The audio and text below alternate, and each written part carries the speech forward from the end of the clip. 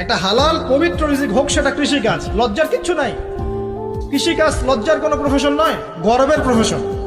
কারণ আল্লাহ পাক বহু নবীকে রাখালি করিয়েছেন, পশুপালন করিয়েছেন। জানেন, মুসা আলাইহিস সালামকে আল্লাহ পাক পশুপালন করিয়েছেন 8 বছর 10 বছর। এগুলো কোনো লজ্জার প্রফেশন নয়, এটা গর্বের প্রফেশন। আপনি হালাল রিজিক, অর্থনীতি হোক, আপনার কৃষিভিত্তিক হোক, বা ব্যবসা করেন হালাল কোনো, বা গভর্নমেন্ট জব, বড় বড় গভর্নমেন্ট জবের জন্য ট্রাই করেন, সেটাও ভালো।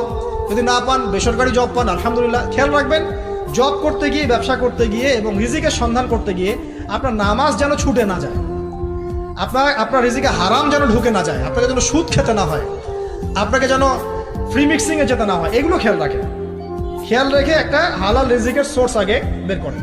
প্রয়োজনে উদ্যোক্তা হন, নতুন কিছু উদ্যোগ গ্রহণ করেন, উদ্যোক্তা হয়ে নিজে কিছু প্রতিষ্ঠা করে দেখান, এমন কিছু করেন। এরপরে আপনি বিয়ের ফিকিরটা করেন, রিজিকের ব্যবস্থাটাকে করে নেন, তারপরে ওদিকে যান। আপনার আপন ভাই হিসেবে আমি কথাগুলো বলছি, মনে করেন।